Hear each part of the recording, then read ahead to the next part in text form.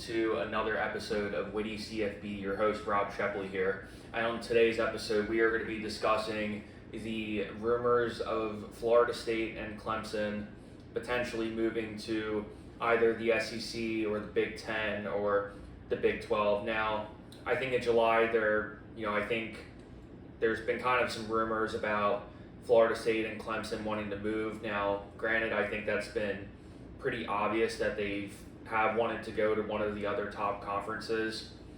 And, there were some reports that, there were some conversations had with some of the other conferences. But I think for this particular episode, I just wanted to elaborate particularly on it's twofold. Number one, it doesn't make any sense for Florida State or Clemson to want to go to the Big Ten, the SEC, or the Big 12. I think that's number one, and I think number two, I think I have a couple resolutions in terms of how you can resolve this, and also why, even if I'm Greg Sankey or one of the other commissioners, I don't understand why you would want them either. So to me, there really isn't any part of this that kind of mingles. And when I kind of think about it, to me, the resolution should be more of how can we make it so that Florida State and Clemson are more incentivized to stay in, the ACC.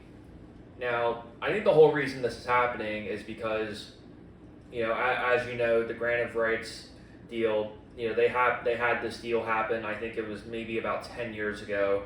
And the deal runs until 2036 with, as much as speculating that breaking the grant of rights deal would cost approximately, I think, $570 million. Yeah, 572 is the figure. Yeah, 572 million is the figure that I have here. So I think what this is really kind of about is Florida State, 10 years into this, 30-year deal, they're kind of realizing, like, man, we kind of got really the bad end of the deal, knowing that the ACC is in a great spot because they got all these schools kind of locked into this deal. When when you're seeing all the other schools kind of pretty much cashing in right now in the height and pretty much what's really is the peak of college football popularity, but also we can see kind of flipped on the other side that the Pac-12 commissioner pretty much was asleep at the wheel and pretty much just totally overestimated the market of Pac-12 network - conference, and ultimately kind of led to its demise. So with that said, I'm just going to kind of elaborate on at least two different reasons why Florida State nor Clemson should want to leave the ACC. Now, regardless of what you may think about Florida State and Clemson, maybe not getting their fair share, which I think we could, I don't know, I don't have the numbers in front of me, but I'm just talking purely of just why it wouldn't make sense to them, regardless of, we can talk about this in a football lens, but I'm just talking more of a generally sort of speaking lens. I think the first thing is, we're kind of talking about this in twofold, both from Florida State's perspective and the Big Ten and the SEC's perspective.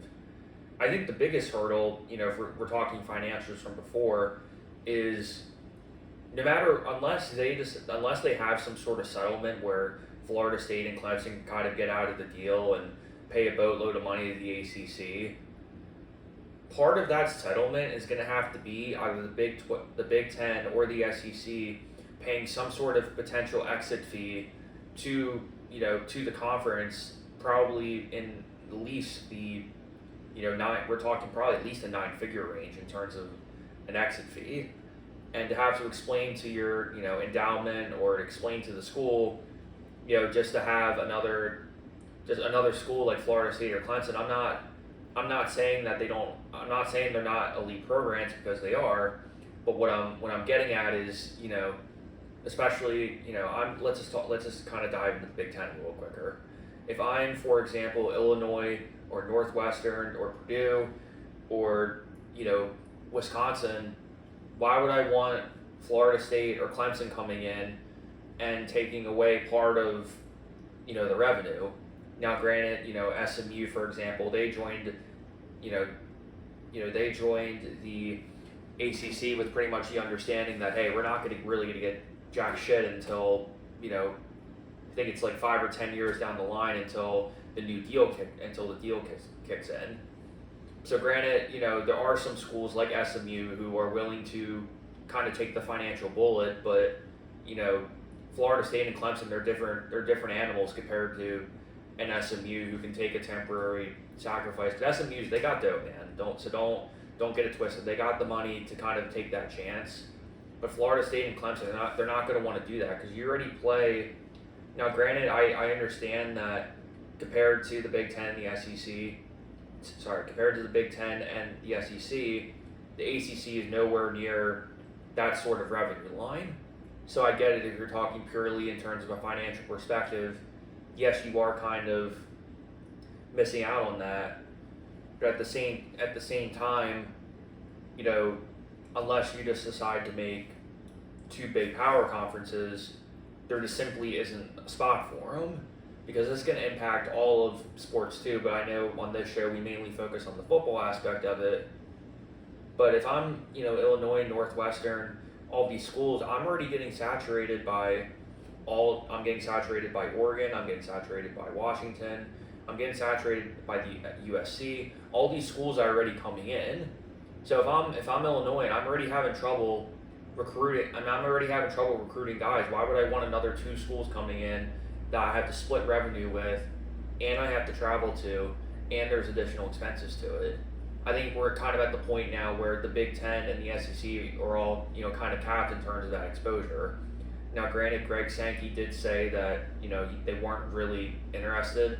Of course, that's kind of what they're supposed to say in general too. But I mean, there was a report going out, Action Network's Brett McMurphy, who is a great reporter, by the way. I love his stuff. But, he pretty much, his general analysis was, unless the ACC were to have some sort of financial collapse or something to that effect, that the Big Ten or the SEC is not going to take them in, and it just doesn't really make sense for them to, because I don't think either of them really need each other. I don't think the Big Ten and the SEC have all the leverage in the world. Florida State and Clemson have absolutely zero leverage in this situation. Now, granted, you could add Miami or North Carolina to kind of sweeten the pot a little bit, but for the most part, the most they're going to get out of this is a settlement. If the ACC, kind of caves and realizes that there's nothing that they can do to stay. But, legally speaking, really, I mean, as long as they're kind of stuck in this deal, there really is I don't really see a way for it to work where that would happen. And also, just speaking as just a general fan, I think I would really miss some of those ACC rivalries. It just wouldn't feel the same to me if you kind of said, oh yeah, Florida State, Ohio State in a Big Ten conference game, interconference game. I'm not getting that excited for that. I'm getting excited because it's a good matchup, but I'm not sitting there and saying, this isn't Ohio State, Michigan, this isn't the whiteout gate at Penn State. It's just not the same thing. So I think with that said, I kind of think to myself, to me, the most obvious short-term solution to this is you got to find a way to get Notre Dame to go to the ACC.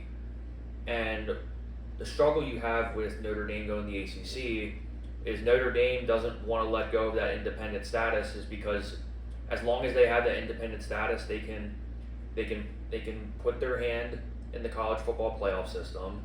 They don't have to answer to anybody. They can schedule whoever they want every year, and pretty much no matter how they do, there's going to be loyal fans who show up to those games no matter who's really on the schedule. So I think, yes, there are those struggles, but granted, there is like a historical sort of agreement, kind of like what Washington State and Oregon State have with the Mountain West. There is some sort of, it's called a treaty, where Notre Dame will play X amount of games within the ACC conference. But it seems to me that at least over the past recent years, that the ACC kind of has given up really trying to pursue Notre Dame in that way. But if I'm talking just like with my own crystal ball, how can we do this in a way that would better college sports in general? To me, that would be the most obvious fix, is having Notre Dame just join the ACC.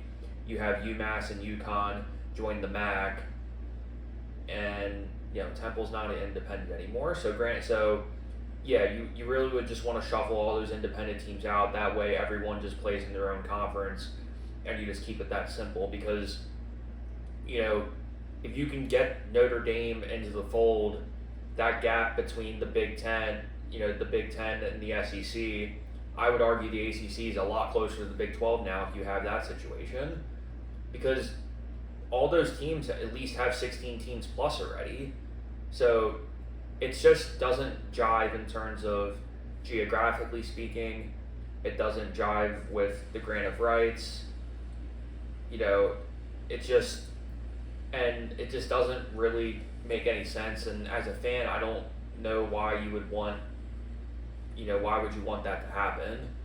So, I think kind of as we look into this, I think a lot of the chatter was just kind of just a hypothetical of, can you make it happen? I know the SEC Media Day, everybody likes to kind of pose different questions in terms of, could this happen? Could that happen? Whatever. But I'm just here to tell you that Florida State and Clemson, North Carolina, the ACC, all those kind of big schools in the ACC, there's, number one, it's not going to happen. And number two, there is no real good reason for it to happen other than a quote-unquote financial gain that they wouldn't really get any piece of the pie of for an extended period of time. So with all that money shuffling around, I just don't see it happening, and I hope for the sake of college football that it doesn't.